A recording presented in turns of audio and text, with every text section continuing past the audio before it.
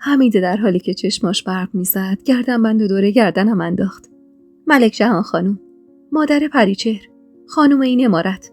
خدا بیامرز عجب خانومی بود. یه شهر ازش حساب می‌بردن. پریچهر کل عمرشم بدوه به گرد پاشم نمیرسه.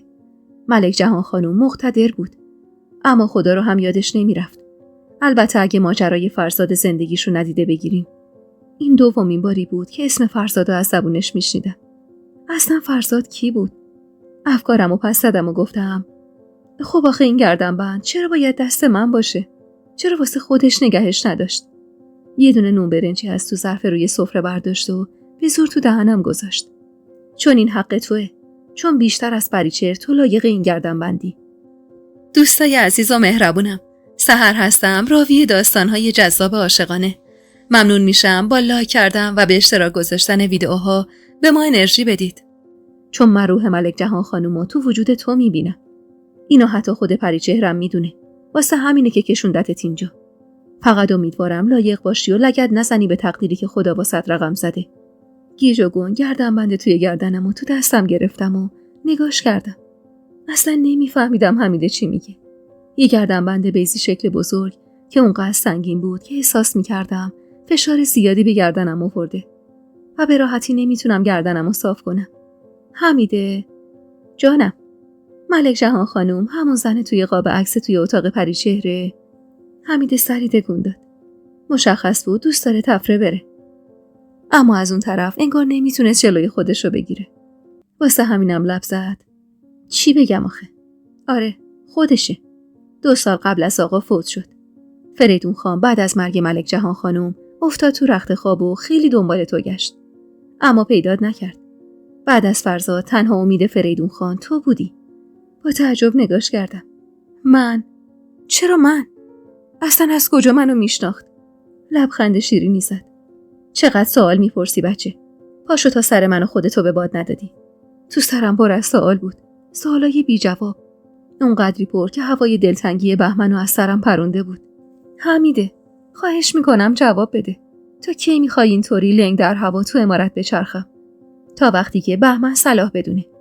من که اومدم اینجا به خواسته یه پریچهر بود. تا تو رو به اینجا یه حرفش که رسید مکث کرد. با نگاهم ملتمسانه نگاش کردم. گمونم تونسته بودم روش تاثیر بذارم. واسه همینم ادامه داد. تا تو رو واسه شنیدن حقیقت آماده کنم. اما بهمن ازم خواست فعلا سکوت کنم تا وقتی که وقتش برسه. یکم دندون رو جیگر بذار دخترک کم طاقت عجول من. حمید دستمو گرفت و از مهمونخونه کشون بیرون. دلم میخواست بی توجه به نیت و قصد اون راه بیفتم سمت اتاق پریچهر و بدون در زدن وارد بشم و روبروی اون قاب عکس وایسم و زل بزنم به عکسی که حالا میدونستم اون زن دماغ چکمه‌ای توی تصویرش ملک جهان خانوم مادر پریچهره که حالا دست بر قضا گردنبند موروثیش دور گردن من بود. 1000 جور سوال و 1000 جور جواب تو سرم تاب میخورد. دلم میخواست خیال کنم بچه گم شده یه پریچهر رو بهمنم. ولی بعد صورت معصوم ننه گلاب و تمام سالای سختی که با هم کشیده بودیم تو ذهنم مجسم میشد و وجدانم تیر میکشید. جلوی در ساختمون ته باغ که وایسادیم از فکر و خیال اومدم بیرون. حمید ضربه ضعیفی به در زد و منتظر شد تا زهرا در رو واسمون باز کنه. زهرا با چشمای پف کرده از گریه تو آسونه در خونه وایساد و تا نگاهش به حمید افتاد لب به دندون گرفت. ای وای خدا مرگم بده. حمید بانو شما بزرگتری، ما باید می اومدیم دیدنتون. حمید سخاوتمندانه خندید. خواستم سال جدیدمون با دیدن روی ماه شما دوتا به خوشی شروع بشه. همون لحظه از خیالم گذشت که سال جدید من و تو با دیدن پریچهر شروع شده که نمیدونم خوشیوم شد یا بدشگون. همون چند دقیقه کنار نصرت و زهرا نشستن و یه چای کمرنگ و شیرینیای دستپخت خودش شد تنها دیدنی عید اون سالمون. انگار که خاندان زن هیچ کدوم اعتقادی به دید و بازدید عید نداشتن. آخر شب بود که برگشتم تو اتاقم. دیگه امیدم از برگشتن بهمن بریده بود و همش تو خیالم تصور می‌کردم که اون لحظه تک و تنها توی دفترش نشسته و زانوی غم بغل گرفته. کاش میشد و جرأت داشتم و خودم میرفتم سر وقتش. ولی نمیشد و نه جرأتشو داشتم. 2 روز از شروع سال نو گذشته بود و هنوز خبری ازش نبود.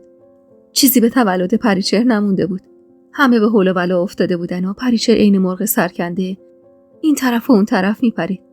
و سروسات جشن رو تدارک میدید. از توی نگاهش میخوندم که چقدر از نبودن بهمن و بیخیالیش ناراحته، اما سعی میکنه به روی خودش نیاره.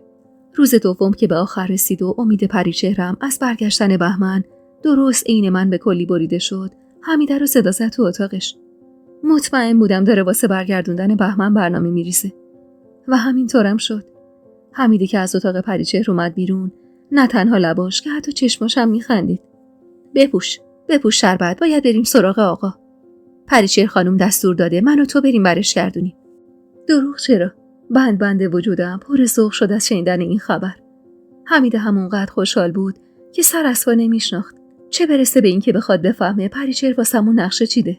ذوق زده یکی دیگه از همون پیراهنای نخی سادم رو پوشیدم و موهامو این دختر بچه‌های بی‌دغدغه دو طرف صورتم بافتم و بدون اینکه دستی به صورتم بکشم از اتاق زدم بیرون و دویدم سمت اتاق حمیده. انگار که به یه مهمونی مهم دعوت شده باشه، با وسواس تمام یک کت و دامن سرمه‌ای انتخاب کرد و پوشید. کلافه به دیوار تکیه داده بودم و نگاش می‌کردم. چرا خودش نمیره دنبالش حمیده؟ هان. همونطور که موهای لور شدهش رو با انگشت میپیچید، شونه انداخت بالا. حتما نمیخواد غرورش رو بیشتر از این زیر پا بذاره. الان وقتشه تو جای دختر خانواده پدر و مادر خوندت و آشتی بدی. و من اون لحظه اونقدر تشنه دیدار بهمن بودم و تشنه محبت و توجهاش که حاضر بودم تن به هر کاری بدم. و انگار پریچهر اینو خوب فهمیده بود. بجنب بچه، من حاضرم. بدو که بریم تا بیشتر از این دیر نشده. همین الانم که پریچهر کوتاه آمده فقط واسه مهمونی فرداست. هیچ کس قد پریچهر به حرف و حدیث فامیل اهمیت نمیده. همون جور که با عتله و تند پشت سرش قدم برمی داشتم لب زدم. فامیل؟ کدوم فامیل آخه؟ امروز دوم عیده و یه نفر نه از این خونه رفته بیرون، نه اومده دیدن پریچهر. اینا چه مدل آدمیان؟ حمیده اونقدر تند راه میرفت که توی چشم هم زدن رسیده بودیم جلوی در عمارت و نفس میزدیم. چی میگی دختر جان؟ نکنه خیال کردی اینجا خونه قبادگداست که روزی چند تا خانواده با رخت و لباس نو بیان عید دیدنی. اینجا عمارت فریدون خان خدا بیامرزه. هر کی خواست بیاد باید صبر کنه تا دعوتش کنه. قوانین خاص خودش رو داره. بی خیال شونه بالا انداختم و سرخم کردم سمت نصرت آقا و داد زدم. نصرت آقا، پس چی شد این ماشین ما؟ دیر میشه ها. پریچهر قبل از ما بهش سپرده بود که یه ماشین واسمون خبر کنه و من تمام اون مدتی که یه لنگ پا منتظر ماشین بودیم به این فکر میکردم که ای کاش با یه نصرت ناقص نبود تا خودش با ماشین ما رو میبرد و من زودتر بهش میرسیدم. نمیدونم چقدر منتظر ماشین وایسادیم. حتی یادم نیست جواب پرحرفیای از سر ذوق حمیده بانو رو چی میدادم. حتی نمیدونم اون ماشینی که نصرت واسمون خبر کرده بود چه رنگی بود و رانندش چه سنی داشت. فقط میدونم که وقتی رسیدیم جلوی در دفتر بهمن هوا کاملا تاریک شده بود و تو خیابون پرنده پر نمیزد. نگاهمو دور تا دور خیابون چرخوندم تا حمیده کرایه راننده رو حساب کرد و خودش بهم نزدیک شد. اونهاش، ببین اونه، چراغش هم روشنه. بدو بیا. اینو گفت و بدون اینکه منتظر من باشه دوی سمت ساختمونی که چراغ طبقه دومش میسوخت. قلبم از شوق و اضطراب به تاپ تاپ افتاده بود. اصلا نمیدونستم باید چی بگم یا رو چه حسابی ازش خواهش کنم برگرده. آخه هیچ وقت تو همچین شرایطی قرار نگرفته بودم. ده بجنب دختر. با تشر حمیده پا تند کردم سمت ساختمون و سعی کردم صدای کوبیدن قلبم به قفسه سینم رو نشنیده بگیرم. حمیده که با مشت افتاد به جون در ساختمون اضطرابم بیشتر شد. انگار که اون صدا بهم یادآوری میکرد که چرا و برای چی اینجا.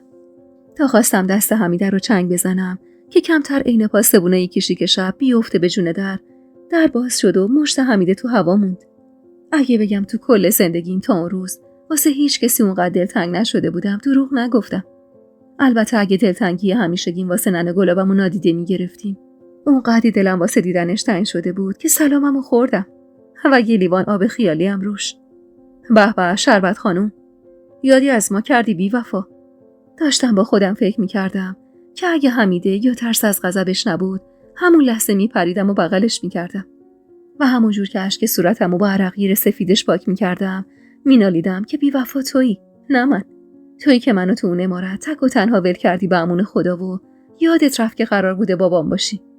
ولی اینا همش فکر و خیالاتی بود که به دست صدای حمیده دود شد و رفت هوا. آخ شرمنده بهمن خان، بعد موقع مزاحم شدیم. خواب بودین؟ برقی رو پیژامه راهش اشاره میکرد. جوری که میخواست بگه اصلا هم از دیدن توی این لباسه مسخره تعجب نکردیم. هیچ وقت تا اون روز توی عمارت بهمن رو با این سر و شکل ندیده بودم. لباسایی که به اسم لباس راحتی توی عمارت تنش میکرد، بلوز و شلوارای تنگ و چسبونی بودن که پریچه براش انتخاب میکرد. توی همین فکر و خیالا بودم که بهمن گفت: نه بابا، چه وقت خوابه، بفرمایی تو. اینو گفت و همون جور که با خنده نگام میکرد از جلو رفت کنار و حمیده بی توجه به حضور ما با عجله خودش رو انداخت تو ساختمون. راه گم کردی شربت خانوم؟ بالاخره یادت افتاد که وکیل پولکی هم آدمه؟ آره. تحریش ظریفی صورتشو پوشونده بود و همین جذابترش میکرد. عیدتون مبارک. با این حرفم خواستم زیرکی بهش یادآوری کنم که چقدر از نبودنش سر سفره 7 سین دلگیرم و بهمن چه خوب حرف ناگفتم رو تو هوا قاپید. حق داری به خدا، حق داری ناراحت باشی، ولی خب مجبور بودم. میدونی که پریچر چقدر. بهمن خان، شربت، چرا نمیای تو؟ نگاه مشتاقم هنوز به لباش بود که لبخنده با نمکی زد. بیا بریم تو تا حمیده بانو نیومده موهامونو دونه بدونه بکنه. بعدم واسه تعریف میکنه. اینو گفت و دستشو پشت کمرم گذاشت و هلم داد تو ساختمون. وارد دفتر کارش که شدیم، بهمن رو کرد سمت حمیده. بفرمایید بشینید بانو، تا واسهتون چای بذارم. نه بهمن خان، بیا بشین، هیچی نمیخواد. واسه چاق سلامتی که نیومدیم. اومدیم 2 کلم حرف بزنیم و بریم. خب لااقل اجازه بدیم برم لباسمو عوض کنم. چون تنها بودم و جز خودم کسی نبود اینجوری میگشتم. اگه میدونستم واسم مهمون میاد که لباس بهتری میپوشیدم. پاچه‌های پیژامه رو گرفته بود تو هوا و خجالت زده نگامون میکرد. ولی خیلی بهتون میاد. این حرفو همینطوری بی فکر زده بودم. اما حمیده چپ چپ نگام کرد. کجاش میاد؟ اصلا در شأن بهمن خان نیست همچین لباسایی. ببین آخه عین پیرمردای کوچه بازاری. پریشر خانم اگه ببینه قطعا سکته میکنه. بهمن که به اندازه کافی شرمنده شده بود لبخند خجلی زد. گفتم که این لباسا مال خلوت خودمه. آدما لااقل تو خلوت خودشون که حق دارن با به دل خودشون باشن. ندارن حمیده بانو. دلم به حال لحن مظلومش سوخت. ولی حمیده حسابی توپش پر بود و دلش نمیخواست کوتا بیاد. معلومه که نه بهمن خان. من مطمئنم دل شما همچین چیزی نمیخواد. الانم از لج خانم اینجوری پوشیدی.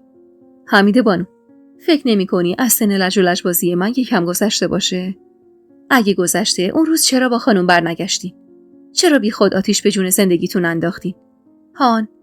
بهمن کلافه سری تکون داد. نه، مثل این که شما نمیخوای بذاری من برم لباس عوض کنم.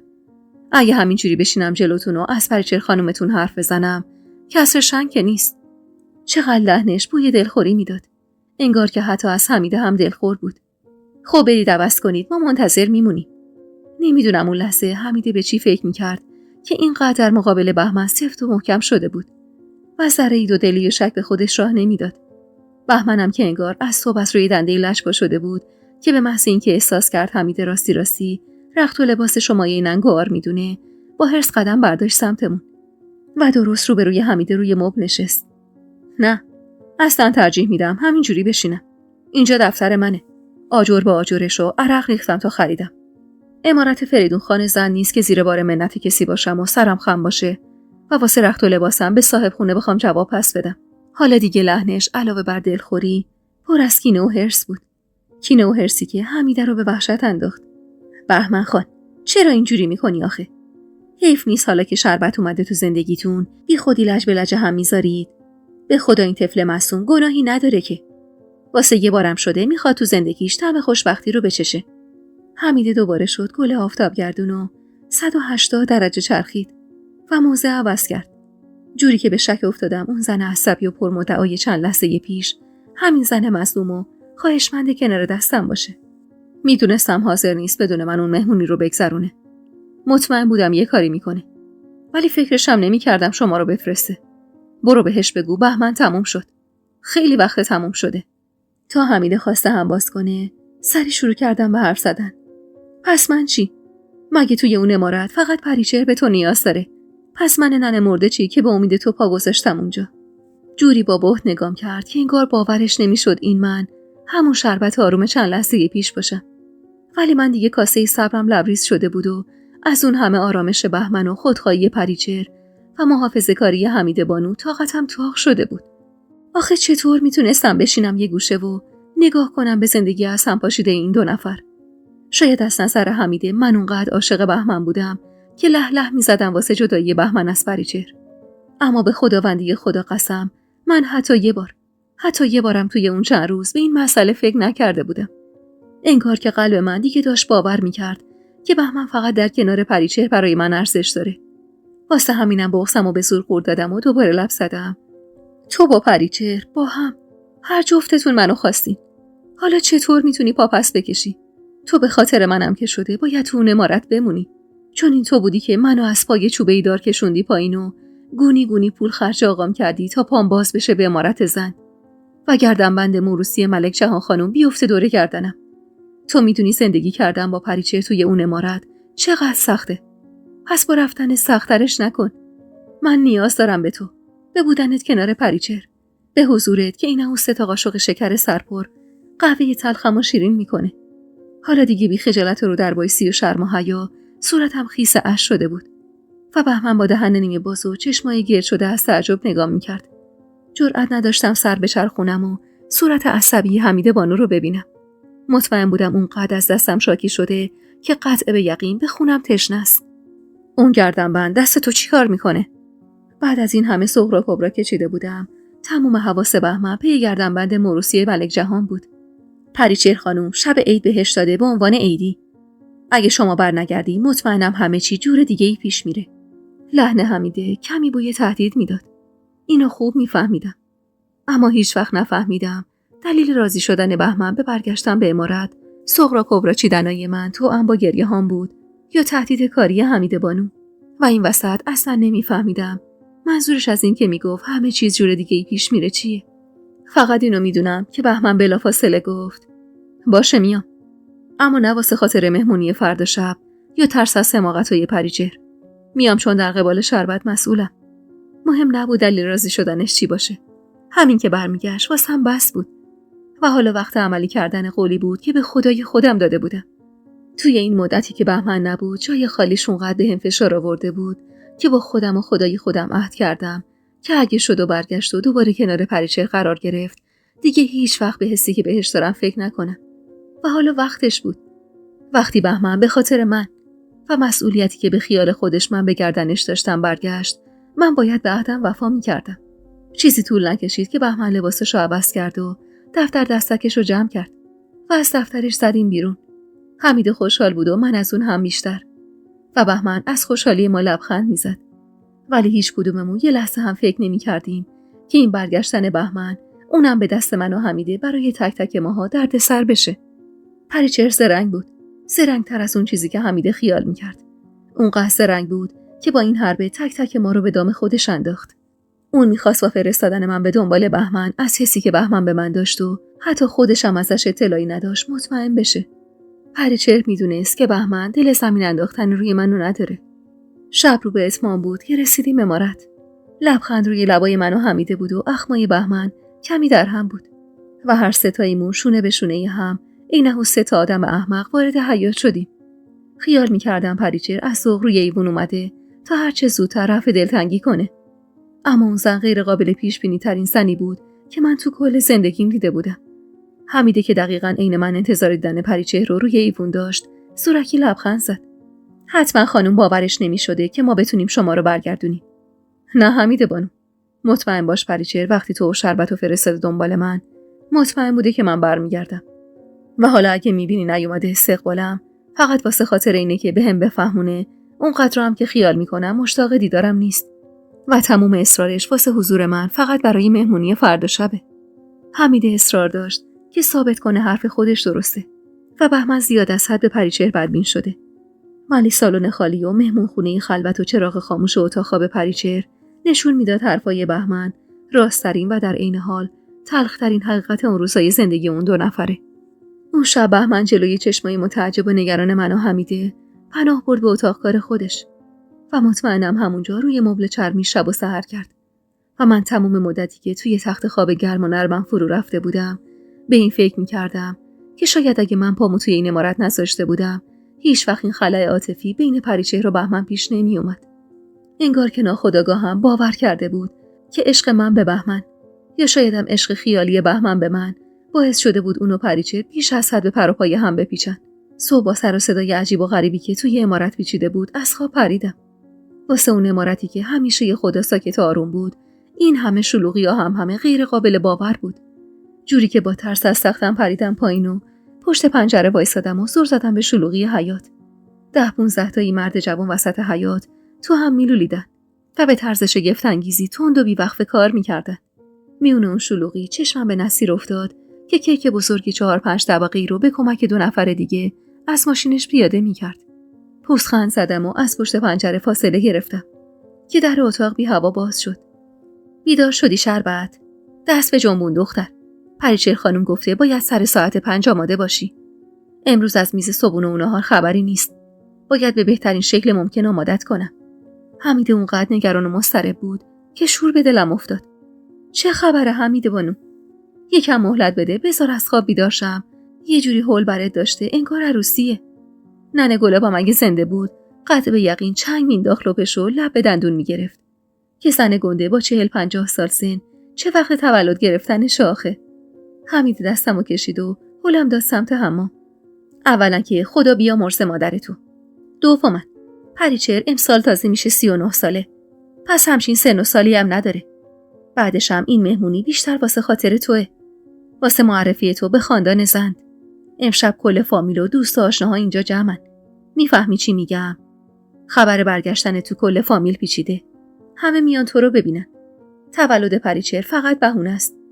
به زور سرمو از لای در حمام کردم بیرون و سر زدم تو صورتش و با تعجب گفتم برگشتن من؟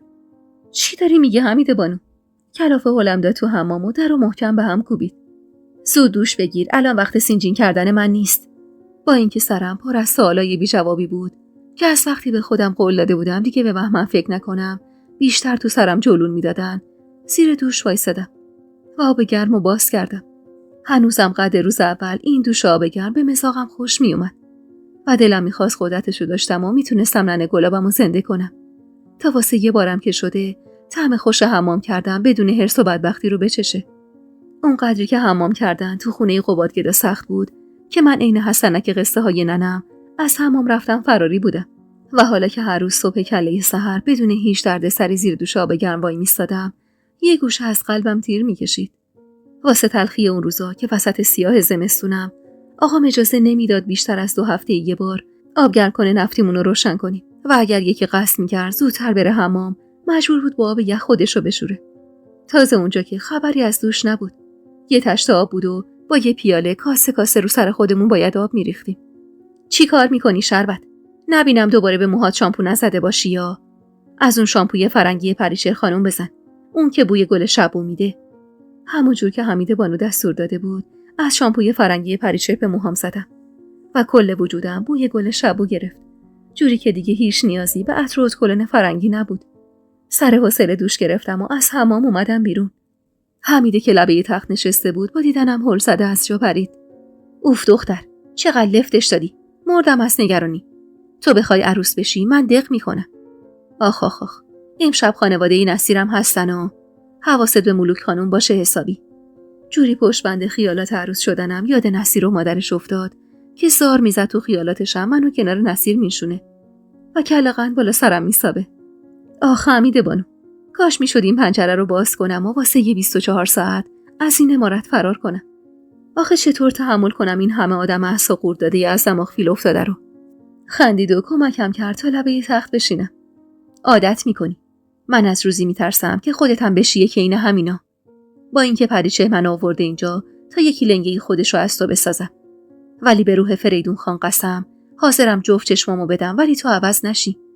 این حرفشو گذاشتم به پای تعریف و تمجید و لبخند محجوبی زدم. خب حالا نمیخواد واسه من ناز و نوز کنی. این اداهاتو بذار واسه ملوک خانم.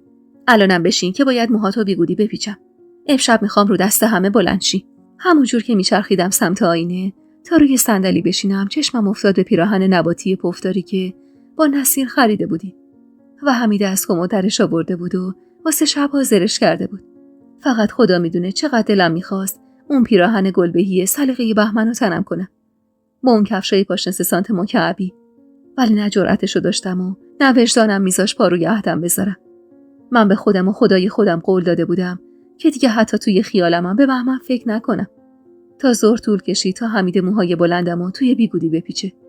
اونقدر موهامو کشیده بود که پوست سرم گزگز میکرد و مغزم سوت میکشید. آخرین دسته موهامو که لای بیگودی پیچید، دست به کمر وایساد. آها، اینم از این. ماشاءالله از این همه مو که خدا بهت داده. آخه حمید بانو، این همه جدیت لازمه؟ به خدا دارم دیوونه میشم از سردرد. مگه عروسم آخه؟ لبخند با ذوقی زد و لبه تخت نشست. کش و قوسی به بدنش داد. از عروسم یه چیزی اون طرفتر. بالای 150 نفر آدم امشب دارن میان عمارت که تو رو ببینن. کم خریدار لابلای این جمعیت نیست. گرچه ما که دختر شوهر بده نیستیم، ولی خب با حرص اون 50-60 تا بیگودی روی سرم اشاره کردم و غر زدم. خوب دختر شوهر بده نیستی و اینجوری دکور درست کردی. تنه کلاممو نشنیده گرفت و مهره گردنش رو تق شکست. اگه به من و بهمن خان بود که اصلا نمیذاشتیم تو پا بذاری تو اون مجلس. به خدا که از چشم من حتی نصیرم لایق تو نیست و از چشم بهمن بیچاره که به اینجای حرفش رسید. یهو انگار تمام ذوقش گور شد و پکر شد و تو فکر فرو رفت. دلم می‌خواست اینا همیشه پا پیچش بشم و ازش بخوام باقی حرفشو بزنه. ولی به خودم نهیب زدم که شربت، تو قسم خوردی که پا روی عهدت نذاری و دیگه بهش فکر نکنی. ولش کن اصلا. حالا که نه دست منه نه دست بهمن. فعلا همه غلام حلقه به گوش پریچهر خانومیم. تو هم عروسک رقصونش. تا وقتی تو به حقت برسی باید جلوی این دهن ساب مرده رو بگیرم. اینو گفت و جلوی چشمای گیج من پا شد و از سوی کش و بساط بزک دوزکش رو در آورد. خانم دستور داده پشت لب تو بند بندازم و صورت تو آرایش کنم. اما آدم حیفش میاد به این صورت دست بزنه. ببین تو رو خدا. جلوی پام زانو زد و چونمو بین دو تا انگشتش گرفت. قربون این چشما برم که با چشمای فرزاد خان مو نمیزنه. به محض شنیدن اسم فرزاد کلاف چونمو از دستش کشیدم بیرون و لب زدم. فرزاد کیه؟ میدونی این چندمین باریه که داری این اسمو به زبون میاری؟ بدون اینکه نگام کنه همون جور که بند سفیدی رو دور گردنش گره میزد لب زد. تک پسر فریدون خان خدا بیامرز. 17 سال پیش وقتی اومدم توی این عمارت تا بشم ندیمه تازه عروس خاندان دیدمش. تعریفش رو از فرهناز خانم زیاد شنیده بودم. قد بلند و رعنا. آقا بود. آقا. رفیق گرما و گلستون بهمن. آخ که چه یلی بود واسه خودش. خدا رحمت کنه ملک جهان خانومو. شاید اون کارش تنها گناهی باشه که به گردنش مونده. هیچ وقت یادم نمیره زن بیچاره رو چجوری با بچه نوزادش از این خونه بیرون کرد و پشت بندش عذر منم خواست. هنوز صدای جر و بحث فریدون خانم ملک جهان خانم تو گوشمه. وقتی ساکم و زیر بغلم زدن و از عمارت بیرونم کردن. درد من درد خودم نبود. درد من اون زنی بود که یه هفته هم از سایمانش نگذشته بود که با بیرحمی تموم بیرونش کرده بودن. حمیده وقتی حرف میزد صداش گرفته و نگاهش پر از اشک بود. گیج و گنگ‌تر از همیشه صورتمو از زیر دستش کشیدم بیرون. چرا بیرونش کردن؟ تلخ نگام کرد. چون به نظرشون لایق این خاندان نبود. نه خودش نه اون طفل معصوم. چون دختر بود. به خدا که اگه میتونستم و زورم میرسید هر جور شده بود کمکش میکردم. اما خودمم از اون عمارت انداخته بودن بیرون. همون جور که با بغض حرف میزد پشت لبمو بند مینداخت و از نگاه کردم به چشمام سر باز میزد. تا خواستم دهن باز کنم و از سرنوشت اون زن بپرسم ضربه‌ای به در اتاق خورد و حمیده هر زده نفس عمیقی کشید و اشکشو پس زد. سلام حمیده بانو، نهار آوردم واسهتون. ببخشید دیگه، سرم گرم کارای مهمونی بود، نشد صبونه بیارم. صحرا اونقدر این طرف و اون طرف دویده بود که طوره‌ای موی خیس خورده از زیر دستمال سرش در اومده بود و روی پیشونی چسبیده بود. فدای سرت، بیا بذارش اینجا، همه چی آماده است. سینی غذا رو روی تختم گذاشت و همون جور که با ذوق نگاه می‌کرد سر تکون داد. بله خانم، همه چیز آماده است. فقط پریچهر خانم گفتن بهتون بگم دست به جنبونی، چیزی به اصل نمونده. ذهن من هنوز درگیر تک به سر خاندان زند و زن کم اقبالش بود که حمیده بانو تیکه گوشتی سر چنگال زد و جلوی دهنم گرفت. به خانم بگو خیالش راحت. 5 نشده دخترش حاضر و آماده جلو روش وایساده. دروغ چرا؟ وقتی حمیده اونطوری با آب و تاب و از ته دل من و دختر پریچهر خطاب میکرد دلم میگرفت. پریچهر هر چقدرم که به من محبت و خوبی میکرد ته نگاهش حسی بود که هیچ وقت نتونستم باور کنم از سر حسادت توجه بهمن به من باشه. زهرا که رفت حمیده بانو هولکی چند تا تیکه گوشت گذاشت تو دهنم و شروع کرد به وزک کردن صورتم. بعدم نمی اومد برای یه بارم که شده عین پریچهر موهامو بیگودی و صورتمو وزک کنم. انگار که عقده‌های درونم یا شایدم حسادت خفتم به پریچهر داشت بیدار میشد. 3 ربع مونده به ساعت 5 عصر بود که حمید بانو دست از کار کشید. انتظار داشتم عین عروسای محله قدیمی خودمون سر گونه‌هام قد 2 آلو سرخ شده و سرمه سیاهی دور تا دور چشمام کشیده باشه. اما اصلا از این خبرها نبود. من حتی نشونی از کرم رنگ گچیم روی صورتم نمیدیدم. فقط کمی ماتیک روی لبامو سرخاب کمرنگی سر گونه‌هام زده بود و خط باریکی پشت پلکم کشیده بود که کشیدگی چشمامو خیلی بیشتر از حد معمول میکرد. خوشم اومده بود. حالا میشد گفت زیبا و چشمگیر بودم و تا حد زیادی شبیه به پریچهر رو اون زن توی قاب عکس. اصلا چرا من به اینا شباهت داشتم؟ نمیدونم. خودمم نمیدونستم جوابشو.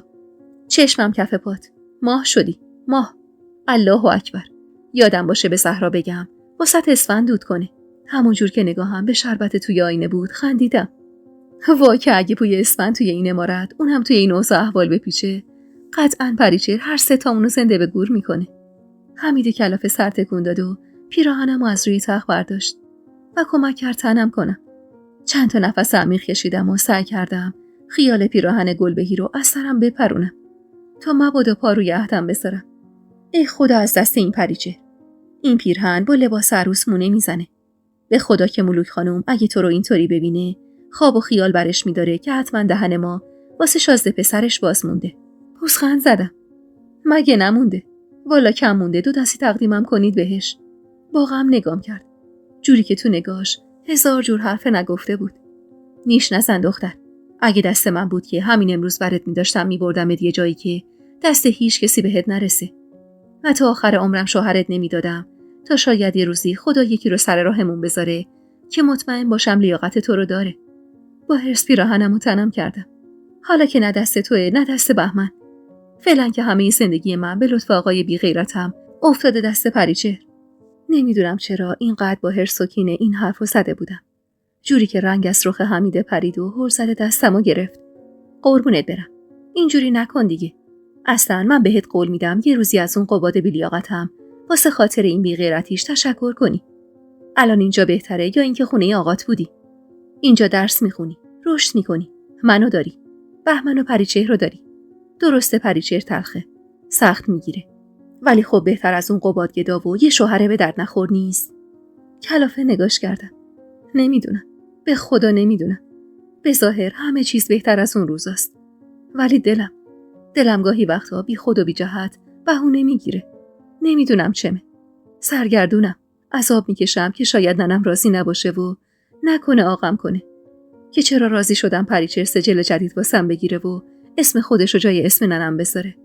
حمید ترسیده دستمو رها کرد و دستپاچه دور خودش چرخید. نمیفهمیدمش. رفتار عجیب و غریبش واسم غیر قابل هضم بود. شاید برای منی که از هیچی خبر نداشتم و حتی به فکرم هم نمیرسید دلیل حال بدم چی میتونه باشه. چند لحظه ای طول کشید تا حمید خودشو جمع جور کنه. منم اون میون با بند پیرهنم کلنجار میرفتم تا بتونم ببندمش. بده به من تا واسط ببندم. ولی تو رو خدا یه امشب رو از این حرفا نزن. باشه شربت جان. حتی با من. اینا رو گفت و بند پیراهنم رو تا جایی که جا داشت کشید. جوری که حس کردم جفت قلبه هام از تو شکمم چسبیده به هم. آخ حمید بانو، چی کار میکنی؟ نفسم بالا نمیاد. بدون ذره‌ای تعلل ته بند پیراهنم رو گره زد. چیزی نیست، عادت میکنی. فقط اولش سخته. کلافه نگاش کردم و به زور نفس کشیدم. خم شد تا کفشای پاشنه بلند میخی رو پام کنه. همه چیز اون روز تو بدترین حالت خودش بود. اون از سردرد ناشی از بیگودی‌های محکمی کشیده شده روی سرم و اونم بند پیراهنی که حتی الامکان کشیده شده بود. و حالا این کفشایی که عینه چهارپای زیر پاهام بلند بود. به خدا من نمیتونم با این کفشا راه برم. نمیشه همون کفش قدیمیه رو بپوشم. معلومه که نمیشه. دیوونه ای؟ تو رو خدا یه امشب رو دندون رو جیگر بذار شربت. قول میدم 6 دنگ حواسم بهت باشه. اینو گفت و منتظر من نموند. و پاشو تا بیگودی‌های روی سرمو باز کنه. یه رو به ساعت 5 عصر بود که من حاضر و آماده وسط اتاق وایساده بودم. و حمید بانو عطر فرانسوی هدیه پریچهر رو توی دستش گرفت و همونجور که به سر و صورتم می‌پاشید دورم چرخید. شدی عین یه سیبی که انگار از وسط با پریچهر دو نیمش کردن. چشم از شیشه ی عطر دو دستش گرفتم و سر زدم به خودم. راست میگفت. اون موهای لول شده ی دور و برم، اون لبای اناری و چشمای بسک شده بی نهایت شبیه پریچهر بود. اونقدر شبیه که یه آن تنم لرزید که نکنه راستی دختر پریچهر باشم. اما چرا بغضم گرفته بود؟ دردم چی بود؟ دردم ننه گلابی بود که برای همیشه از دستش میدادم یا بهمن؟ با حرص سرمو تکون دادم. نه، من نباید پا روی عهدم میذاشتم. آماده ای که بریم؟ تا 10 دقیقه دیگه مهمونا از راه میرسن.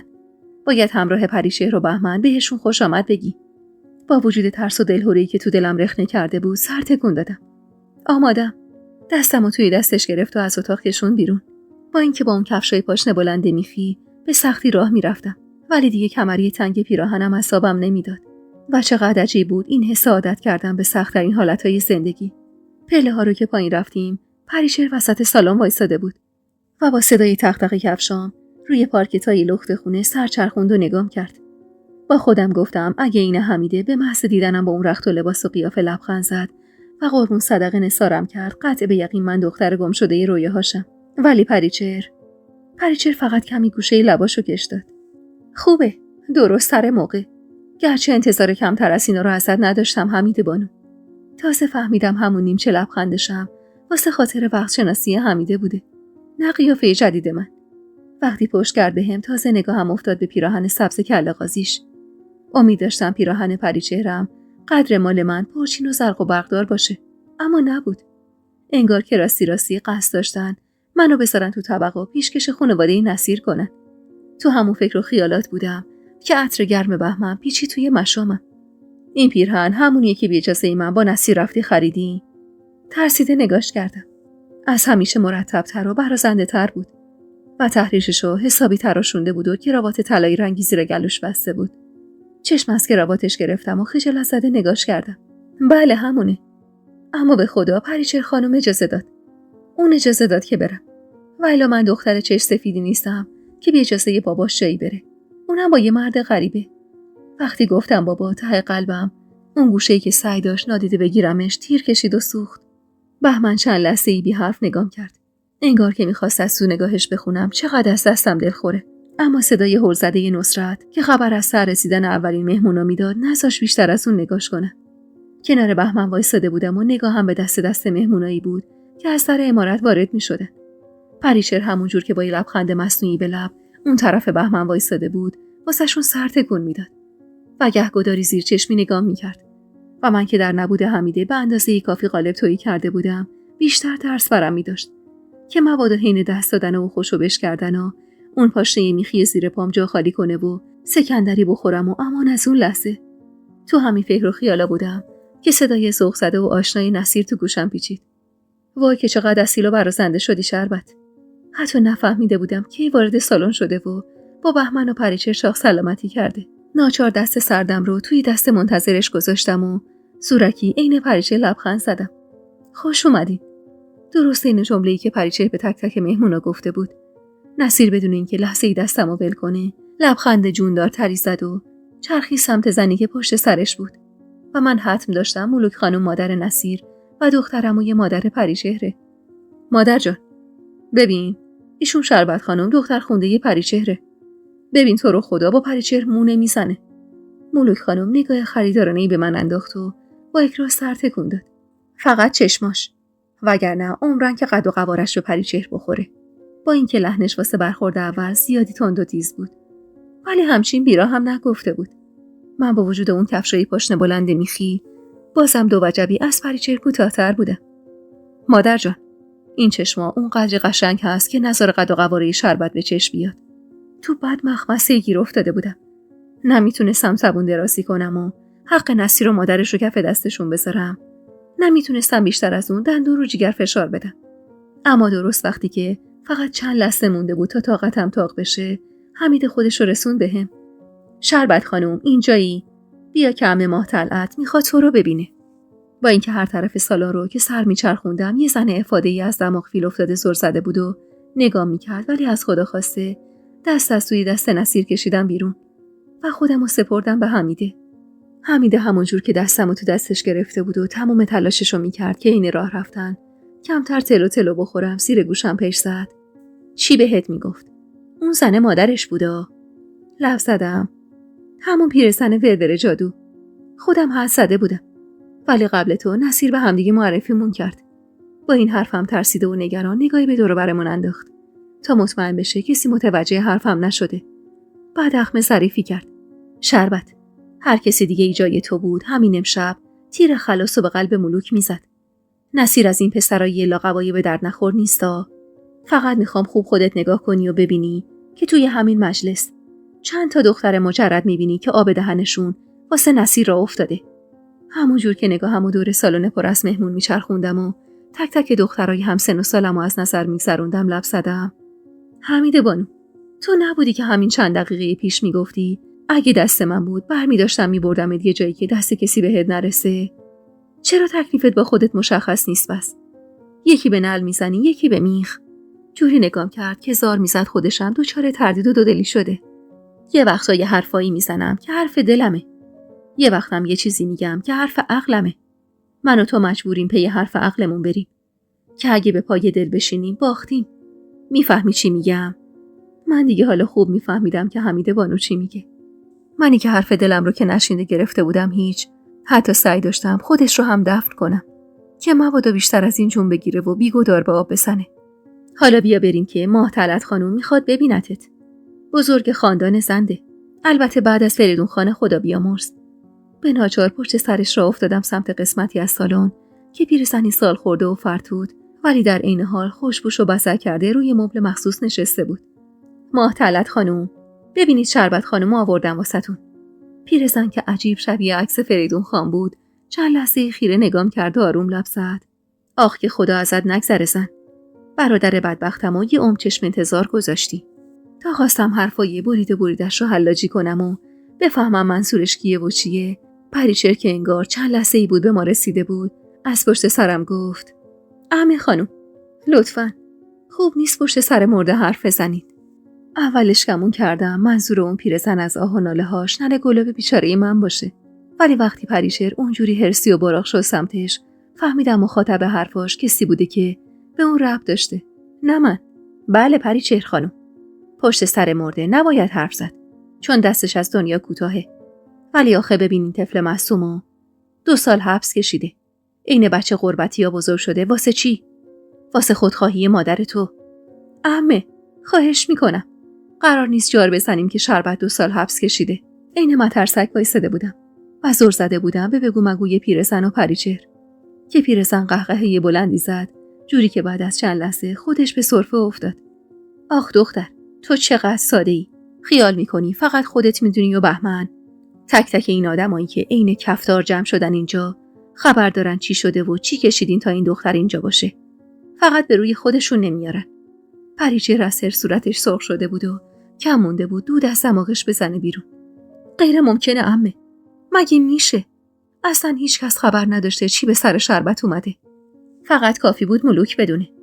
عین جارچی بوق گرفته دستشو راه افتاده تو کل فامیل جار زده. نگو که تو خیال میکردی پسر ملوک نمیدونه و ندونسته واسه این دختر خلعت سبز رو کرده. پریچه که تعجب رو میشد تو صورتش دید آروم لب زد. نصیر. بله نصیر. اون حتی میدونه این دختر کجا بزرگ شده و چجوری تا اینجا رسیده. پریچه از تو این همه سادگی بعید بود. البته زیادی هم قصه نخور. اون پسر اونقدر هلاک داماد این خونه شدنه که حتی با وجود سابقه دار بودن این دخترم پا پس نمیکشه. پریچه هرسی از دور نگاهی به نصیر بعدم نگاهی به عمه کرد و گفت امکان نداره. جز من و بهمن و این 3 نفری که با ما زندگی میکنن و من قد چشمان بهشون اعتماد دارم کسی از این ماجرا خبر نداشت. بعد انگار فکری از ذهنش گذشته باشه عصبی زل زد به صورتم. مگه اینکه خودت خریت کرده باشی؟ ترسیده سر تکون دادم. نه اصلا. من فکر میکردم شما بهش گفتی. آخه حتی از دلیل زندون رفتنم هم خبر داشت. پریچر عصبی بازومو چنگ زد و دندوناشو روی هم فشار داد. صدا تو بیار پایین تا بیشتر از این رسوام نکردی. از شدت ترس کم مونده بود بزنم زیر گریه و گند بزنم به تمام زحمتهای حمیده که پریچر بی خیال و آزوم شد و با کوبیدن پاشنه کفشش روی زمین از همون واصله گرفت. خدایا خودت به خیر بگذرون. پیرزن که تمام حواسش به من بود سعی کرد لبخند مهربونی بزنه. حمید بانو، از خدا کمک نخواه. اونم تو کار این مادر و دختر مونده. نگاه کن ببین تو رو خدا چجوری دلشون اومد این بلاها رو سر این طفل معصوم بیارن. الان نمیدونم قصه فریدون بخت برگشته رو بخورم یا فرزاد بینوا رو. نگاهم میخه صورت پرچین و چروک پیرزن بود که حمید بانو بغل دستش نشست و سعی کرد نگرانی بیش از حدش بهش غلبه نکنه. عمه خانم، بهتر نیست گذشته رو فراموش کنید. مهم اینه که الان شربت اینجاست. عمه خانم هرسی به حمیده گفت: چی میگی زن حسابی؟ تو که این من داغ عزیز ندیدی. برادرزاده جوون تو سر هیچ و پوش تو قبل نخوابوندی. تو چی میفهمی من چی میگم؟ تو چی میفهمی که من تو این سالا چه عذابی کشیدم از غم توی نگاه فریدون و حتی عذاب وجدان و پشیمونی توی نگاه ملک جهان بعد از مرگ فرزاد. من 70 سال از خدا عمر گرفتم ولی این قدری که توی این 20 سال آخر عذاب کشیدم تو کل عمرم عذاب نکشیده بودم. تو که دیگه بزرگ شده یه خونه پدری بهمن بودی باید بهتر از هر کسی این چیزا رو درک کنی. شربت اگه الانم اینجا باشه دیگه دردی از من دوا نمیکنه. اون الان اینجاست ولی با 18 سال از عمر رفته و سواد دست و پا شکسته و سجل خط خطی و سابقه خراب. کی قراره اینا رو جبران کنه؟ ملک جهان که زیر یه خروار خاک خوابیده یا پریچر که 100 برابر بدتر از مادرش فقط به فکر خودشه؟ خیال نکنین که شربت رو آورده اینجا واسه خاطر پشیمونی و راحت کردن وجدان خودش بوده. پریچهرم بدتر از مادرش فقط به فکر خودشه. خودش. حمیده که انگار با شنیدن حرفای عمه خانوم بیشتر ترس برش داشته بود، لبخند تلخی زد و نیم نگاه هراسونی به من انداخت. بله، حق با شماست. ولی شربت اون قدر رنگ هست که بدون چجوری میتونه گلوم خودش رو از آب بیرون بکشه. هی حمیده بانو، خیلی ساده ای. من فکر میکردم چون زیر دست فرهناز بزرگ شدی زرنگتر از این حرفا باشی. تو چطور یه عمر زیر دست مادر بهمن کار کردی و چیزی از این خاندان نفهمیدی؟ مطمئن باش پریچر اون قصد رنگ هست که نذاره شربت خلاف خواسته های خودش کاری انجام بده.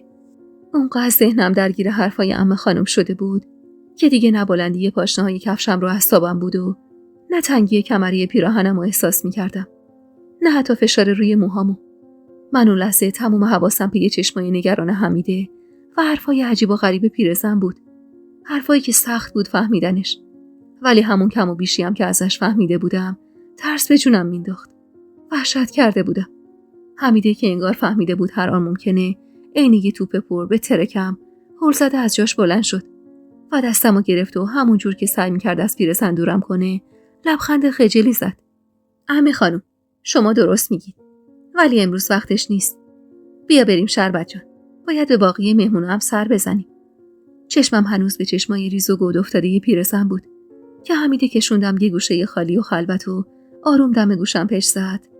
تو رو خدا مواظب باش امشب دست از پا خطا نکنی. پریچهر به اندازه کافی عصبی شده. ای خدا، الانم معلوم نیست کجا رفته. بدون اینکه توجهی به نگاه مضطربش کنم بازوشو چنگ زدم و زیر گوشش خوریدم. حمیده بانو، اون پیرزن چی میگفت؟ منظورش از اون زنی که زندگی منو داغون کرده بود کی بود؟ مادر پریچهر؟ آخه چرا؟ من به اونا چه دخلی دارم؟ حمیده هیچ توجهی به سوالات پی در پی من نداشت و بی خیال پی پریچهر رو بهمن میگشت. واسه همینم با حرص بیشتری دستشو فشار دادم و تقریبا داد زدم. فرزاد کیه؟ ترسیده و شوکه نگام کرد. انگار که باورش نمیشد بالاخره طاقتم تاق شده باشه و دهنم باز کرده باشم. چرا اینجوری نگاه میکنی حمیده بانو؟ یه حرفی بزن. دارم دیوونه میشم از فکر و خیال. عصبی دستمو گرفت و کشون سمت اتاق کار بهمن و با حرص رو پشت سرش بست. صداتو بیار پایین دختر. میخوای شر راه بندازی؟ هیچ حالیت هست تو چه وضعی هستیم؟ الان وقت این حرفا نیست. بذارم شب به خیر بگذره. به وقتش بهمن خان همه چیزو بهت میگه. تا خواستم دهنم باز کنم و اعتراض کنم انگشت اشاره‌شو با حرص جلوی صورتم گرفت. ساکت باش. بذار ببینم چه خاکی تو سرمون شده. باید برم سراغ بهمن که مبادا پریچهر گندی بزنه. اینو گفت و جلوی چشمای متعجب من از اتاق رفت و منو با یه دنیا سوال تنها گذاشت. یه دنیا سوالی که حالا به راحتی میتونستم جوابشونو پیدا کنم. که فرزاد کیه؟ که اون تازه عروس و بچه‌ای توی شکمش چی شدن؟ و من چرا اینجا؟ همیشه تو تمام عمرم با خودم فکر میکردم دلیل اون همه نفرت قبادگدا از من نمیتونه خساست بیش از حد و نداشتن مهر پدری باشه، چون رفتارش با بقیه به مراتب بهتر از من بود. ولی هیچ وقت فکرشو نمیکردم که دلیل اون همه خشم و نفرتش از من نبودن رگ و ریشم از جنس خودش باشه. اصلا چطوری و چرا سرنوشت من گره خورده بود به دست اون مرد؟ یعنی ننه گلاب مظلومم همون تازه عروسی بود که حمیده بانو از عاقبت تلخش میگفت، عروسی که به دست غرور بیجای ملک جهان از این عمارت رونده شده بود. با حرص کردن بند ملک جهان رو توی دستم گرفتم و سر زدم به نقش و نگار عجیب غریبش. یعنی الان گردن بند موروثی زنی دوره گردن من بود که یه روزی ننمو آواره کرده بود. چطور تا الان شک نکرده بودم؟ چطور تونسته بودم با خیال راحت چشم ببندم روی حقیقتی که عین روز روشن جلوی چشمم بود و من واسه از دست ندادن آرامش و رفاهم نادیده گرفته بودمش؟ دلیل این همه محبت و توجه پریچهر و بهمن به من چی میتونست باشه جز این که من از خون خودشونم؟ خونی که باعث شد ننم یه عمر عذاب بکشه و با بیرحمی تموم نرسیده به 4مین دهه زندگیش چشم از این دنیا ببنده. چطور تونسته بودم چشم روی تمام این حقایق ببندم و با خیال راحت سر روی بالش پرقوی این خاندان بذارم و دم نزنم؟ به ننه گلاب و دلیل مرگش که فکر میکردم از خودم و حماقتی که خودم رو دوچارش کرده بودم متنفر میشدم.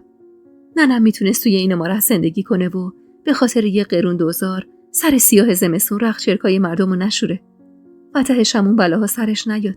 ننه من میتونست عین پریچهر لباس بپوشه و کنار مردی غیر از قباد باشه. یه مردی عین بهمن، یکی به نام فرزاد که وقتی حمیده ازش حرف میزد چشماش پر اشک میشد. اصلا این مرد چه جور مردی بود؟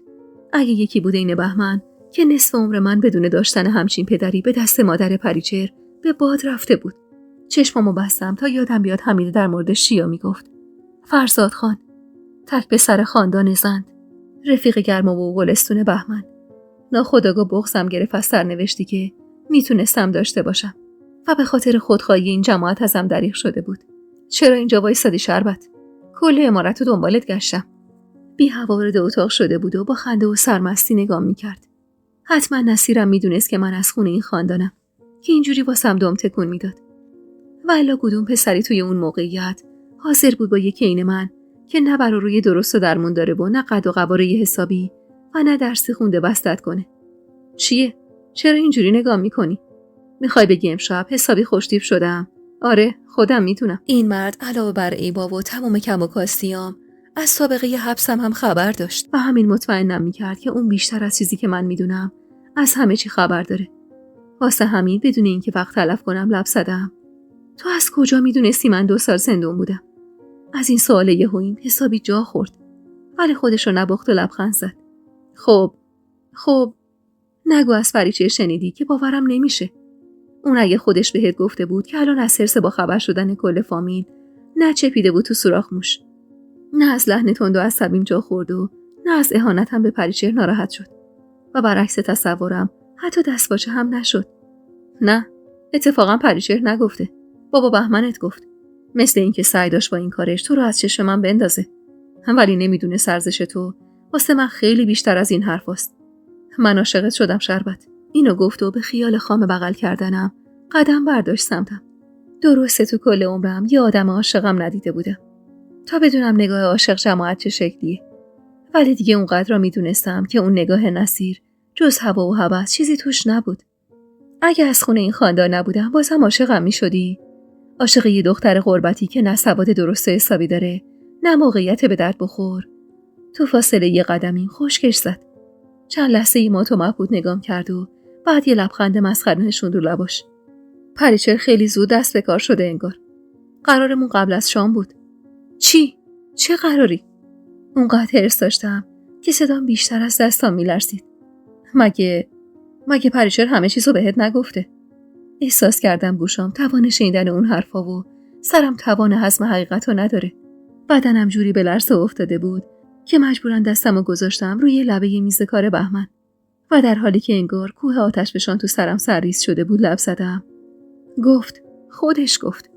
ولی هنوز حرفمو کامل نزده بودم که حس کردم دیگه پاهام جون نداره و اتاق دور سرم میچرخه. تمام زندگیم داشت عین یه فیلم از جلوی چشمم رد میشد و راحت نبود قبول کردن این که تمام زجر و سختی‌های زندگیم به خاطر خودخواهی این خاندان بوده و همه چیز میتونست یه جور دیگه باشه. صدای کشیده شدن پایه‌های مبل چرمی روی زمین خط انداخت روی اعصاب خرابم. بیا شربت، بیا اینجا بشین. انگار اصلا حالت خوب نیست. حدس می‌زدم وقتی حرفای پریچهر رو بشنوی این حالی بشی. ولی شربت، با آینده فکر کن. به اینکه همه چی قراره بهتر بشه. به زور نشوندم روی مبل چرمی که تا جایی که تونسته بود کشیده بودش نزدیکم. خوبی؟ میخوای یکی رو خبر کنم یه چیزی واسط بیاره؟ چشمام میسوخت ولی قلبم بیشتر از اون سوز داشت. تو اگه جای من بودی چه حالی داشتی؟ صدام جوری گرفته و مغموم بود که دل خودمم از شنیدنش ریش شد. چه برسه به نصیر که آماده خدمت به یه دختر شکست خورده وایساده بود و با صورتی گرفته و ناراحت زور زده بود به صورتم. مردد دستمو گرفت. ببین شربت، حق با توه. منم اگه جای تو بودم ناراحت می شدم. چیز کمی نیست این که مادر تو از این عمارت بیرون کردن. اونم فقط به خاطر دهاتی بودنش. من خودم اونقدر عاشق مادرمم که اگه خدایی نکرده این اتفاق واسه من افتاده بود، قطع به یقین اینجا نمیشستم و زانوی غم بغل کنم. میرفتم حساب تک تکشون رو کف دستشون میذاشتم. ولی تو از من عاقل‌تری. به فکر آینده باش. پریچهر میتونست نیاد سراغ تو تا آخر عمر کنج زندون بمونی و بپوسی. ولی اومد و نجاتت داد. نجات زندگی نمیارزه به اون 17 سال. به خدا که میارزه. با هرس توپیدم بهش. جوری که انگار باعث بانی تمام بدبختیام نصیر بوده. پس زندگی ننم چی؟ اون بدبخت که یه عمر با اون مردک عوضی سر کرد و تو اون لونه موش زندگی کرد و همونجا چشماشو بست چی؟ تقاصه بیگناهی اونو کی پس میده نصیر؟ بوسه نرمی روی دستم زد. ولی نه تنم مرمور شد و نه دلم هوری ریخت. انگار که کل وجودم از شنیدن این حرفا یه حس و کرخت شده بود. قربونت برم. حق داری. ولی به خدا اگه از جانب اینا هم نگاه کنی میبینی اینا هم حق داشتن. یه دونه پسر خاندانشون عاشق و دلباخته یه دختر دهاتیه بی اصل و نسب میشه. تو بودی قبول میکردی؟ معلومه که نه. حرفش عین تیغ تیزی توی قلبم فرو رفت. با درد تلخ و دردناک لبخند زدم. پس تو چرا همون راهو داری میری؟ تو هم که عاشق یه دختر بی اصل و نسب که دقیقاً عین مادرش همون دختر دهاتی قدیمیه شدی. چی میگی شربت؟ تو نوه فریدون خان زندی، دختر فرزاد، برادرزاده پریچهر. تو از خون این خاندانی. این ماجرا با اون قصه اصلا قابل مقایسه نیست. تلختر خندیدم. پس خودت اعتراف کردی که منو فقط واسه خاطر اینکه از خون این خاندانم میخوای. وگرنه من به خودی خود که هیچی ندارم که یکی عین تو خاطر خام بشه. این حرفو زدم و چشممو رو هم فشار دادم که مبادا اون سوزش عمیق توی چشمم اشک بشه و بچکه روگونم. بعد از چند لحظه گرمای دستشو دورشونم احساس کردم. عزیز دلم، شربت جان، داری بی خودی خودخوری میکنی. تو الان جایی هستی که حتی اون دخترای ترگل برگلی که بیرون توی سالن نشستنم بهت حسادت میکنن. ببین، حق داری قصه بخوری. 18 سال چیز کمی نیست واسه تلف کردن تو اون زندگی. ولی وقت زیادی داری واسه ساختن زندگی تو این عمارت. فقط کافیه با دل پریچهر راه بیای. تو تنها وارث این خاندانی. پریچهر از وقتی که مطمئن شد نمیتونه بچه بیاره دنبال تو گشت تا پیدات کنه و بیارتت اینجا. هرچی باشه تو دختر فرزادخانی. دختری که فرزادخان عاشق مادرش بوده. اینا همیشه همه میگفتن. با این حرفای نصیر بی هوا بغضم ترکید. واسه معصومیت ننه گلاب که یه عمر کنار اون قبادگدای بی خاصیت سر کرده بود. در حالی که یکی عین بهمن عاشق و دلباختش بوده. درد داشت. خیلی هم درد داشت. چطور میتونستم کنار بیام با این حقیقت تلخی که میتونه زندگی راحت مادرم باشه؟ آروم و مغموم چشمامو باز کردم. دیگه واسه مهم نبود جلوی روی نصیر اشک میریزم و غرورم خورد میشه. اصلا چه غروری وقتی اون از همه چم و خمای زندگی من خبر داشت. چه بلایی سر فرزاد خان اومده. با ترحم نگاهش رو روی تک تک اعضای صورتم چرخوند و بعد انگار که واسه زدن حرفش حسابی دو دل باشه چندین بار لباشو باز و بسته کرد. مادرم میگه وقتی زن و دخترش رو از این عمارت بیرون کردن فرزاد خان خونه نبوده. وقتی برگشته دیده جا تره و بچه نیست. دیوونه شده و کل شهر رو زیر و رو کرده. اما زن و بچهش انگار آب شده بودن رفته بودن تو زمین. چند لحظه مکث کرد و با ترس آب دهنش قورت داد. حرف بزن نصیر. من خرابتر از چیزی که الان هستم نمیشم. مطمئن باش. بی خود و بی جهت بهش اطمینان داده بودم تا باور کنه حالم از اون چیزی که هست بدتر نمیشه. در حالی که نمیدونستم قراره به دستش تنها امید مونده تو دلمم نابود شه. مادرم میگه فرزاد خان 6 ماه تموم بیوقفه دنبالشون گشت. عین دیوونه ها. همه میگفتن فرزاد خان مجنون شده. ملک جهان خیال میکرده آخرشون عشق از سرش میپره. ظاهرا همه فکر میکردن فرزاد 4 صباحی که از اون زن و بچه دور باشه تب عشق از سرش میپره. ولی نمیدونستن که عشق اگه راستی عشق باشه هواش با ندیدن نمیپره که هیچ، بدتر به سر آدم میزنه. عین دلتنگی که هر چقدر بیشتر از یار دور بمونی بیشتر چنگ میزنه به گلوتو، میخواد خفت کنه. فرزاد وقتی ناامید میشه تو همین عمارت، توی اون اتاقی که با زن و دخترش یه هفته زندگی کرده بوده، خودشو حلق‌آویز میکنه و اینجوری داغی رو که ملک جهان رو دلش گذاشته بود و به دل اونم میذاره. من ندیدم، ولی مادرم میگه که دست نوشته گذاشته واسه ملک جهان که داغ بچه‌مو رو دلم گذاشتی، داغ بچه‌تو رو دلت میذارم. بعد از مرگ فرزاد علاوه بر ملک جهان فریدون خان بیچاره هم داغون میشه. حرفاشو زد و زور زد بهم. چطور میشد دلتنگ کسی بشی که تا حالا ندیدیشو، حتی لمسش هم نکردی؟ من اون لحظه تا مغز استخونم حس دلتنگی رخنه کرده بود برای فرزادی که داغش رو دل ننم مونده بود و من تازه داشتم داغش رو دلم حس میکردم. نمیدونم داغ من روی دل اون مونده بود یا داغ اون روی دل من، یا داغ هر جفتمون روی دل فریدون خان. احساس کردم اتاق زیادی گرم شده و من داشتم از شدت گرما آتیش میگرفتم. دلم میخواست همون پنجره قدی بلند از زمین تا سقف رو باز کنم و پر بکشم و برم از این خراب شده ای که ننم ازش رونده بودن و بابام توی یکی از اتاقاش خودشو حلق‌آویز کرده بود. بابا، چه واژه غریبی، چه حس عجیبی داشتم به مردی که ندیده بودمش و حتی یه بارم عطر پیرهنش رو بو نکرده بودم. من شاید میتونستم غم زندگی تلخ و زجرآور ننه گلابو فراموش کنم، ولی هیچ وقت نمیتونستم آدمایی رو ببخشم که منو از پدری تمام عیار عین فرزاد محروم کرده بودن. پدری که از داغ نداشتن بچهش خودشو حلق‌آویز کرده بود. کی میتونست اینا رو جبران کنه برام؟ اصلا کی حال منو درک میکرد؟ فقط کسی حال اون لحظه منو میفهمه که 15 سال از عمرشو زیر دست مردی سپری کرده باشه که هیچ مهری بهش نداشته. شربت تو رو خدا، من نمیدونم پریچه چقدر از ماجراهای زندگی تو بهت گفته، اما به خدا اینا رو نگفتم که قصه بخوری. اگه پریچه بفهمه من با حرفام تو رو به این روز انداختم، به خدا قسم آتیشم میزنه. سرد و بیروح نگاش کردم. دیگه چه اهمیتی داشت نصیر چی میگه و پریچه چی کار میکنه؟ من نه ننم بودم که ساکم و زیر بغلم بذارن و از عمارت بیرونم کنن و نه فرزادی که از درد دلتنگی تناب دار دور گلوش بندازه. من شربت بودم، شربتی که 2 سال تو بند آخر زندون با امثال کوکب زیگیل و مقصودی سر کرده بود و حالا از تناب دار جسته و روبروی یکی از بهترین پسرای خاندان زن نشسته بود. تا خواستم اشکامو پس بزنم و دهنمو باز کنم، در اتاق بی هوا باز شد و صورت نگران و هرزده حمیده و پشتبندش بهمن و پریچه جلوی چشمم ظاهر شد. دیگه حالا به خودم حق میدادم از اون پوزخند کریه روی لبای پریچه متنفر باشم. پوزخندی که قطع به یقین شبیه ملک جهان بود. ملک جهانی که ندیده و نشناخته شده بود ملکه عذابم. اینجا چه خبره؟ چرا داری گریه میکنی شربت؟ با حرص اشکامو پس زدم و نیم نگاهی به صورت نصیر انداختم که با دهن نیمه باز پریچه سر زده بود. نیاز نبود چیزی بگه یا حتی چیزی بپرسه. اون صورت به‌زده و مضطربش نشون میداد که فهمیده چه رو دستی از من خورده. با حرص سر زدم تو چشمای منتظر پریچه. این اشکام واسه سرنوشت عروس فریدون خان زند و یه دونه پسرشه.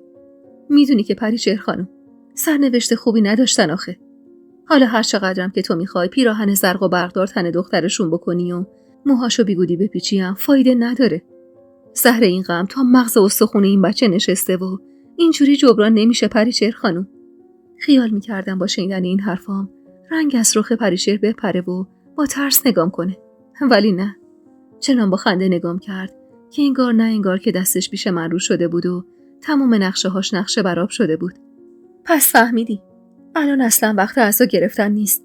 من امشب این همه تدارک دیدم که تو رو به بقیه معرفی کنم که بگم دختر فرزاد رو پیدا کردم، وارث این خاندان رو. دختری که فرزاد تک پسر فریدون خان زند به خاطر مادرش من و خودش و پدر و مادرمو بدبخت کرد. شاید تا چند لحظه پیش ذره امید داشتم به دروغ بودن حرفای نصیر و سرگذشت پدر و مادرم. اما همین چند جمله حرف پریچهر مهر تصدیقی بود به پای حرفای نصیر تا من بتونم به راحتی حقیقت تلخ زندگیمو باور کنم که من شربت عبدالآبادی 17 سال از عمرم رو بی خود و بی جهت سر خودخواهی این جماعت از دست داده بودم و بدتر از اون از دست دادن 2 تا از عزیزترین آدمای زندگیم بود. پدرم فرزاد خانم، مادرم ننه گلاب بیچاره. و حالا پریچهر چطور میتونست اینقدر راحت با خنده‌ای مرموز و نگاهی همچنان مغرور زل بزنه به صورت منی که قربانی خودخواهی مادرش بودم؟ شاید چون خیال میکرد لطف بزرگی در حقم کرده و جونمو از پای چوبه دار نجات داده و پامو به این امارت باز کرده. شاید هر کس دیگه‌ای هم از دور به زندگی من نگاه میکرد باورش میشد که پریچهر حق داره اینطور غرورمندانه و با خنده نگام کنه. چون اون بود که کرو پول خرج کرده بود تا از چوبه دار نجاتم بده و نذاره دست قباد گدا به هم برسه. ولی تلخی این حقیقت، این قهوه‌های تلخ عصرونه چنان هوشیارم کرده بود که چشمام روی تمام حقایق باز شده بود و میتونستم به راحتی افکار شوم پشت نگاه مغرور و مطمئن پریچهر رو بخونم. اون نه از سر دلسوزی و ترحم اومده بود سر وقت من و نه از سر عذاب وجدان. پریچهر توانایی مادر شدن نداشت و بعد از 15 سال زندگی مشترک با بهمن وقتی به اطمینان رسیده بود که هیچ وقت نمیتونه صاحب فرزندی از رگ و ریشه خودش بشه، یاد دختر بیگناه برادرش افتاده بود. دختری که یه روز به جرم دهاتی بودن مادرش و دختر بودن خودش از این امارت رونده شده بود و حالا هر چقدرم که میخواست با اعتماد به نفس و غرور نگام کنه، من میدونستم که تنها امید این زن منم. منی که برای پریچهر هم درد بودم، هم درمون. خب دیگه، من میرم سراغ مهمونا. زحمت منم نصیر کم کرده. ولی چون کارمو راحت کردی، چیزی بهت نمیگم نصیر جان. بیا بریم بهمن. با حمیده بانو سر میز شام میبینمتون. بلافاصله بعد از زدن این حرفا صدای تق تق کفشاش توی گوشم پیچید و به راحتی از اتاق رفت. به بهمن نگاه کردم که تمام مدت با اخم زل زده بود به زمین. اینقدر غم و غصه رو دلم تلمبار شده بود که دیگه جایی برای احساساتم به اون نمونده بود. شربت جان، تو رو خدا خودتو کنترل کن دختر. باید بریم پیش مهمونا. چرا احساس میکردم حتی از حمیده بانو هم نفرت دارم. اون که گناهی نداشت و شاید تنها گناهش مخفی کردن گذشتم بود.